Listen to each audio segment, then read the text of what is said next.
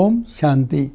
சிந்தனை செய் மனமே என்ற இந்த நிகழ்ச்சியில் சச்சே தில் பர் சாஹிப் ராஜ் என்ற ஒரு ஸ்லோகனுடைய மகத்துவத்தை இன்று தெரிந்து கொள்வோமே.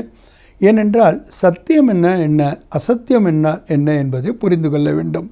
பாபாவுக்கு இணக்கமானவர்களாக பாபாவுடைய இதே சிம்மாசனத்தில் நாம் அமர வேண்டுமென்றால் சச்சாயும் இருக்கணும், சஃபாயும் இருக்கணும். சச்சாய் அப்படின்னா என்ன அப்படின்னா எண்ணம், சொல், செயல் இந்த மூன்றும் சமமாக இருக்க வேண்டும். அதாவது எதை நினைக்கிறோமோ அதை பேசணும், எதை நினச்சி எதை பேசுகிறோமோ அதை மட்டும் செய்யக்கூடியவர்களாக இருக்க வேண்டும்.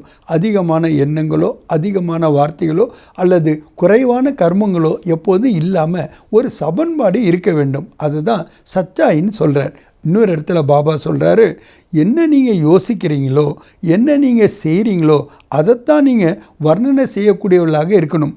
இந்த பனாவட்டின்னு சொல்லுவாங்க. சில பேர் ரொம்ப அதை மிகைப்படுத்தி சொல்லுவாங்க. அந்த மிகைப்படுத்துறது என்பது சச்சாயி கிடையவே கிடையாது. எது வரைக்கும் நம்ம சச்சாயி சஃபாய் இல்லையோ அது வரைக்கும் பாபாவுக்கு பிரியமானவங்களாக நாம் இருக்க முடியாது. அதனால தான் பாபா ஒரு அவ்யக்த வாணியில் சொல்கிற, சுயத்துக்கு பிரியமானவங்களாக இருந்தால் மட்டும்தான் பாபாவுக்கு பிரியமானவர்களாக இருப்பார்கள்.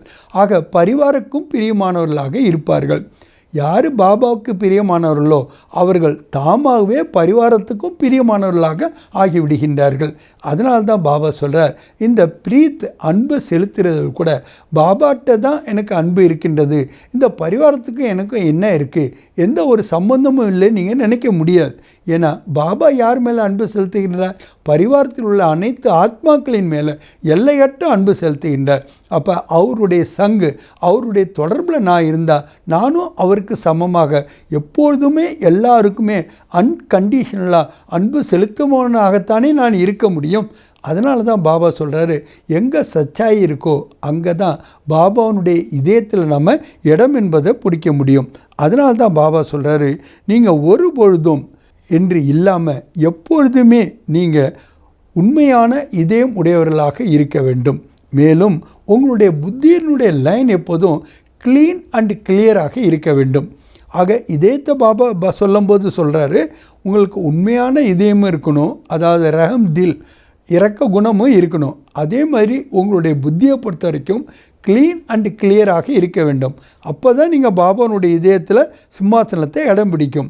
ஆக பாபாட்ட மட்டும் நாம் உண்மையாக இருக்கணும் என்பதல்ல, இந்த பரிவாரத்தில் உள்ள அதாவது அனைத்து ஆத்மாக்கள்கிட்ட கூட நாம் உண்மையாக இருக்க வேண்டும். ஆக நாமும் உண்மையாக இருக்க வேண்டும், நம்ம ரிலேஷன்ஷிப்லேயும் நாம் உண்மையாக இருக்க வேண்டும். நாம் உண்மையை மட்டும் பேசுகிறது உண்மையாக இருக்கும் என்பது உண்மை அல்ல.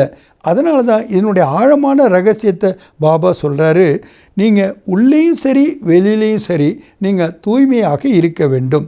அதாவது அப்போ தான் நீங்கள் சமர்த்த ஸ்திதியினுடைய அனுபவத்தை கூட உங்களால் செய்ய முடியும்.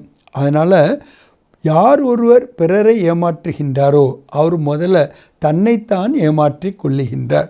ஆக நாம் பிறரை ஏமாற்றி விட்டோம் என்று நீங்கள் மகிழ்ச்சி அடையவே முடியாது. முதல்ல தன்னைத்தான் நீங்கள் ஏமாற்றி கொள்ளுகின்றீர்கள். எப்படி நீங்கள் உங்களை வேறு விதமாக போஸ்ட் பண்ணுறீங்க, வெளிக்காட்டுகின்றீர்கள், ஆனால் உண்மையிலே நீங்கள் அப்படி இல்லை அப்படின்னாலே தேர் இஸ் எ கான்ட்ரடிக்ஷன். உங்களுக்குள்ளே அந்த வேறுபாடு என்பது, குழப்பம் என்பது, யுத்தம் என்பது ஆரம்பமாடுகின்றது.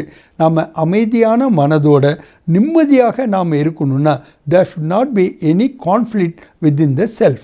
நமக்குள்ளேயே கான்ஃப்ளிக்ட் என்பது, யுத்தம் என்பது இருக்கக்கூடாது. அதனால்தான் பாபா சொல்கிறார், நீங்கள் யோகியாக இருக்க வேண்டுமே தவிர யோத்தா அதாவது சண்டை செய்பவர்களாக ஒருபொழுதும் இருக்கக்கூடாது. ஆக சச்சே தில் பர் சாஹிப் ராஜ் என்ற சுலோகனை நாம் கேட்கும்போது சச் தோ பிட்டோ நச் என்பது நம் நினைவுக்கு வருகின்றது.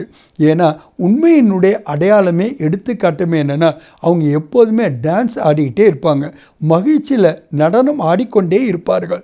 ஆக சத்தியமான ஸ்வரூபத்தில் சத்தியமான பாபா கூட சத்தியமான அந்த சம்பந்தங்களை வைத்திருக்கும் போது அவங்களால எப்போதுமே மகிழ்ச்சியாகவே இருக்க முடியும். மேலும் அவர்கள் கவலையற்ற பாதுஷாகவும் இருக்கின்றார்கள். அதனால்தான் சத்தியத்தின் மேலே நாம் அவ்வளவு இம்பார்ட்டன்ஸ் கொடுக்க வேண்டியிருக்கு. சத்திய சொரூபத்தில் நாம் இருக்க வேண்டியிருக்கு.